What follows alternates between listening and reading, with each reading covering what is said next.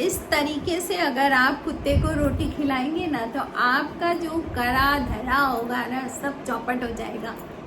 कौन सी वो बातें हैं जिनको ध्यान में रखना है जब भी आप सत्कर्म कर रहे हो तो, और कुत्ते को रोटी क्यों खिलानी चाहिए और क्या क्या आपके फायदे हो सकते हैं जब आप कुत्ते को रोटी खिलाते हैं। बहुत छोटी सी बात है। और कुत्ता पालतू होना चाहिए या कुत्ता स्ट्रीट डॉग होना चाहिए, आपको किसको रोटी खिलानी है और किसको नहीं खिलानी है और कौन से काम आपको उस समय नहीं करने हैं। दोस्तों ये सारी चीज़ें एक एक करके मैं आपको अपने वीडियो के माध्यम से आपको बताऊंगी। दोस्तों आपसे एक रिक्वेस्ट है कि आप वीडियो पूरा देखें, क्योंकि आधी जानकारी किसी काम नहीं आती है। जब आपको पूरी जानकारी होगी तभी आप समझ सकते हो कि ये जो कुत्ते बाहर घूम रहे हैं ना, ये हमारे लिए क्या बन सकते हैं। तभी आप अपना आलस्य छोड़ करके उस काम को करने जाओगे जो आप कुत्तों के लिए करने वाले हो। तो दोस्तों रोज की तरह जय श्री राम। दोस्तों कैसे हैं आप सब लोग। दोस्तों मैं भी ठीक हूँ। रोज की तरह यदि आपको मेरा वीडियो पसंद आता है तो मेरे चैनल को सब्सक्राइब करें। दोस्तों मेरे चैनल का नाम है आध्यात्म का विज्ञान। हमको कहा जाता है ये करो ये ना करो, लेकिन क्या है उसके पीछे का साइंस, ये मैं अपने वीडियो के माध्यम से आपको बताना चाहूँगी। दोस्तों यदि वीडियो पसंद आता है तो वीडियो को लाइक करें, कमेंट करें और कमेंट में जय श्री राम लिखें, क्योंकि राम हमारी ऊर्जा है। तो दोस्तों शुरू करते हैं आज का वीडियो कि पहली बात, कुत्ते को रोटी क्यों खिलानी चाहिए।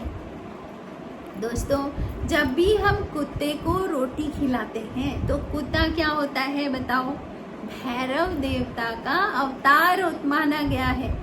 और भैरव देवता किसके अवतार है, भगवान शिव शंकर के अवतार है। तो आपने कुत्ते को रोटी खिला दी तो आपने भैरव देवता को खुश किया, भैरव देवता खुश हुए, आपने उसकी आत्मा को तृप्त किया। तो उसको जो कुत्ते को जो रिप्रेजेंट कर रहे हैं वो भैरव देवता है, वो कहते हो उनका अवतार है, तो वो खुश हो गए।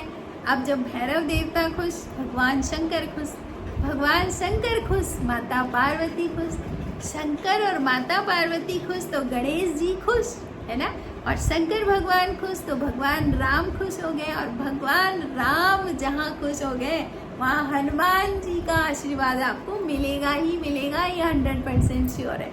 तो आपने एक कुत्ते को रोटी खिला करके उसका ध्यान रख करके आपने कितने देवताओं का आशीर्वाद ले लिया। दोस्तों पूजा पाठ सब कुछ अपनी जगह है, लेकिन कर्मा अपनी जगह है। तो कर्मा जैसे होंगे ना वैसे आपको रिजल्ट मिलेंगे। दोस्तों इस संसार में अगर आपको कोई दुख है तो उसका कारण भी आपका कर्मा है। आपने भगवान की पूजा नहीं करी ना तो आपको एक बार आपको कोई भी पाप नहीं लगेगा लेकिन आपने कर्मा बिगाड़ दिया ना तो कहीं भी जाओ, किसी भी दुनिया में जाओ, आप बच नहीं सकते हो।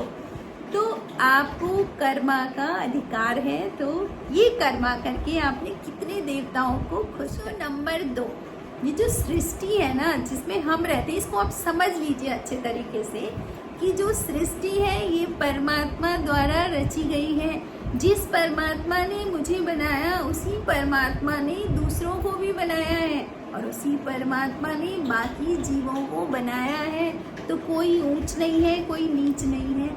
शरीर सबको अलग अलग मिला है बट आत्मा सबकी एक है। तो भगवान द्वारा रची गई जो भी ये सृष्टि है, इसका जो टॉप ऑफ द क्रिएशन है वो हम है, मनुष्य है ना।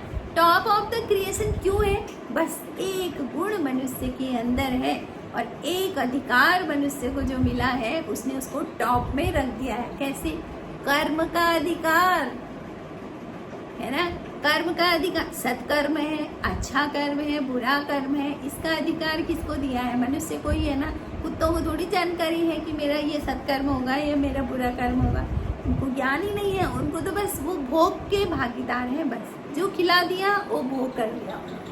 ऐसा नहीं है कि हम कुछ उनको खिला रहे हैं तो उनको नुकसान होगा, नहीं, उनकी आत्मा को, उनको कोई भी बोझ नहीं लगेगा कि हम अगर किसी का फालतू खा लेते हैं ना तो उसका हमें देना पड़ता है, उसको हमें चुकाना पड़ता है। लेकिन जानवरों को भोग का अधिकार है, इसलिए उनको कोई दिक्कत नहीं है, उनको आप खिला सकते हैं।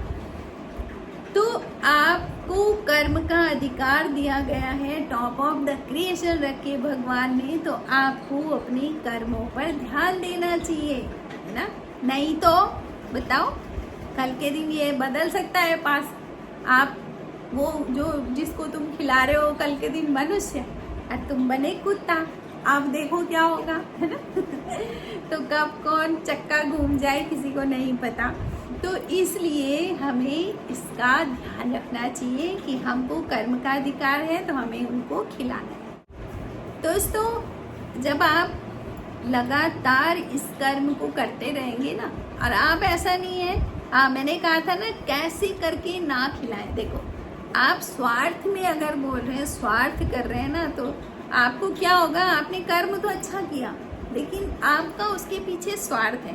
तो भगवान जब खुश होंगे तो तुम्हारा वो जो भी मनोकामना होगी वो पूरी हो जाएगी, लेकिन वो आपको मुक्ति तक नहीं पहुंचा सकती। अगर मुक्त होना चाहते हो तो निस्वार्थ कर्म करें। आपको कैसे खिलाना चाहिए, स्वार्थ में नहीं खिलाना चाहिए, निस्वार्थ भाव से, है ना, और प्रेम से आपको अपने कर्म करने चाहिए। तो फिर क्या होता है कि वो जो कर्म होंगे ना वो इकट्ठा होकर के जब आप जाओगे इस दुनिया से तो वो आपको मुक्ति दिला देंगे। और जैसे ही आपने अच्छा कर्म किया और आपने कुछ मांग दिया तो उस कर्म का फल आपको मिल गया, आपकी मनोकामना पूरी हो गई।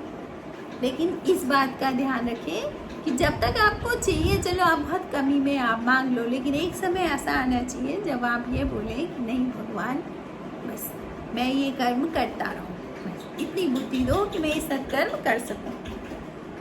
दोस्तों, जब भगवान की कृपा आपके ऊपर होने लगती है, आप लगातार कुत्तों को रोटी खिला रहे हो, तो फिर क्या होता है। देखो, नंबर 1, घर में बरकत आने लगती है। बरकत होगी ना तो कम पैसा भी आपके सारे काम हो जाएंगे उसी में। बरकत नहीं होगी ना तो चाहे कितना पैसा आ रहा है आपको हमेशा कमी महसूस होगी और आप हमेशा कमी में रहोगे। तो बरकत बहुत बड़ी चीज़ है, तो वो आएगी। और बिगड़े हुए काम बनने लगेंगे, आपका कोई काम बन नहीं रहा है वो बनने लगेगा। खुशहाली आएगी घर में, जब काम बनते रहेंगे तो सभी खुश है ना, खुशहाली आएगी। आर्थिक समस्याएं खत्म हो जाएगी, पैसों की कोई कमी नहीं रहेगी, है ना। भौतिक जीवन भी सुखमय हो जाएगा। और उनकी जब आप उनको रोटी खिलाते हो तो उनकी आत्मा से जो दुआ निकलती है ना वो बहुत काम की होती है। दवा भी कभी काम नहीं करती है, दुआ काम कर जाती है। तो इसलिए दुआ काम करती है। नकारात्मक शक्तियाँ बाहर आ जाती हैं। कैसे, जब भैरव जी की, भैरव देवता की जब एनर्जी आपके घर में आ गई ना, सकारात्मक एनर्जी, तो नकारात्मकता वहाँ रह ही नहीं सकती है, उसको बाहर जाना होता है। सकारात्मकता अंदर तो नकारात्मकता बाहर, तो इस तरह से नकारात्मकता बाहर चली जाती है। अब अगर किसी की राशि में शनि का दोष है तो उसके लिए कहते हैं कि एक रोटी ले, उसको सरसों के तेल से चुपड़ दे, उस पर एक डली गुड़ की रख दे और उसको अच्छे से मल दे रोटी पे, और वो रोटी किसी काले कुत्ते को खिलाए। तो कभी कभी काला कुत्ता नहीं मिलता है तो कोई बात नहीं, कोई भी कुत्ता आपको मिल गया आप उसको खिला दो वो रोटी। तो ये होता है शनि दोष से निवृत्ति के लिए। अगर आप परेशान हो, आपके ऊपर शनि का दोष है, तो शनि का दोष भी तभी होता है जब आपके कोई कर्मा, पूर्व जन्म के कर्मा है, तो पनिशमेंट के लिए शनि देवता आपको दोष लगा देते हैं ना। तो आपको उस दोष को भी आपको दे करके ही समाप्त करना है, दान करना है ना। तो इस तरह से पहली रोटी गाय की, आखिरी रोटी कुत्ते की जरूर जरूर जरूर दें। हाँ, तो दोस्तों, अब मैंने आपको कहा था ना कि जब आप रोटी खिलाओगे तो ध्यान किस बात का रखना है ना। हाँ, ये बहुत ही महत्वपूर्ण चीज़ है। आपके भीतर एक बार भी ये भाव नहीं आना चाहिए कि मैं ये रोटी खिला रहा हूँ।